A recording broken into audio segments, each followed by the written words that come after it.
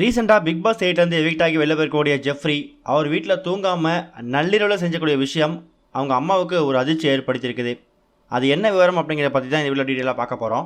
Big pass 8 கடந்த வாரம் ஒரு 12 போட்டியாளர் இருந்தாங்க. அதில் டபுள் எலிமினேஷன் மூலமாக வெளில வந்தவர் ஜெஃப்ரி. ஜெஃப்ரியோட எவிஷன் அப்படிங்கிறது ரசிகர்களுக்கு ஒரு மிகப்பெரிய ஏமாற்றம் தான். டிக்கெட் டு ஃபினாலே வரைக்கும் அவர் இருப்பார். டிக்கெட் டு ஃபினாலே வின் பண்ணுறாரோ இல்லையோ ஒரு டாஸ்க்லேயும் மற்ற ஹவுஸ்மேட்ஸுக்கு குறிப்பாக ரயான், ராணவ், முத்துக்குமரன் இவங்க எல்லாருக்கும் ஒரு டஃப்பான கண்டஸ்டண்டாக இருப்பார், டஃப்பான காம்படிட்டராக இருப்பாருன்னு எதிர்பார்த்துருந்த நிலையில் கடந்த வாரம் அவர் வெளில வந்த விஷயம் விஜய் சேதுபதிக்குமே ஒரு மிகப்பெரிய ஏமாற்றம் தான். வெளில வந்திருக்கக்கூடிய ஜெஃப்ரி நேராக அவங்க வீட்டுக்கு தான் போயிருக்காரு. வீட்டுக்கு போயிட்டு டெய்லி பிக் பாஸ் பார்க்குற மாதிரி அவரோட சோஷியல் மீடியா பேஜில் அப்டேட்டு போஸ்ட் போட்டுட்ருக்காரு.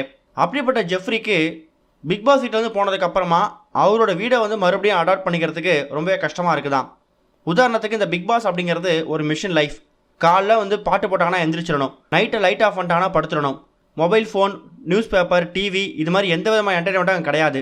டாஸ்க்கு மட்டும்தான் அவனோட முக்கியமான நோக்கமே. அதே மாதிரி ஃபுட் சைக்கிள் அப்படிங்கிறது எந்த நேரத்துக்கு எப்போ சாப்பிட்றாங்க அப்படிங்கிறத அவனால் சொல்லவே முடியாது. சமைச்சிட்டு இருக்கும்போது திடீர்னு டாஸ்க் வந்துடும். ஒட்டுமொத்த சமையலே நிப்பாட்டிட்டு டாஸ்க்கை முடிச்சுட்டு அதுக்கப்புறம் சமைச்சு சாப்பிட்றதுக்கு லஞ்சு சாப்பிட 4 மணி ஆகியிருக்கும். அப்படிப்பட்ட ஜெஃப்ரி கிட்டத்தட்ட ஒரு 80 நாட்கள் பிக் பாஸ் வீட்டில் இருந்துட்டு இப்போ மறுபடியும் வீட்டுக்குள்ளே போயிருக்காருல்ல. அவர் வீட்டுக்குள்ளே போகும்போது அவங்க வீட்டுக்கான அந்த ஒரு பழக்க வழக்கத்தில் இவரால் அடாப்ட் பண்ணிக்க முடியலையாம்.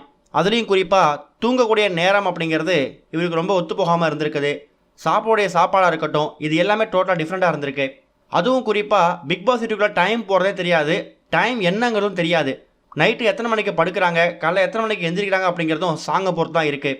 அப்படிப்பட்ட ஜெஃப்ரி நைட்டில் தூக்கம் வராமல் ரொம்ப லேட் நைட்டில் எழுந்து அவர் ரூம்குள்ளேயே ஒரு வாக்கிங் மாதிரி போகிறது, சாங்ஸ் கேட்குறதுன்னு சொல்லி இப்படியாகவே ஒரு 3 நாட்கள் இருந்திருக்காரு. அதுக்கப்புறமா அவங்க அம்மா இதை பற்றி கேட்கும்போது இது ஜஸ்ட் ஒரு நார்மலான விஷயம்தான், கிட்டத்தட்ட ஒரு 80 நாட்கள் ஒரு வீட்டில் இருந்துட்டு இப்போ வெளில வந்திருக்காரு. அந்த பழக்க வழக்கத்துலேருந்து மறுபடியும் அவரோட பழைய பழக்க வழக்கத்துக்கு மாறணும் அப்படிங்கிறது கொஞ்சம் கஷ்டம்தான். அதுக்கு குறைஞ்சது ஒரு வாரமாவது எடுக்கும்.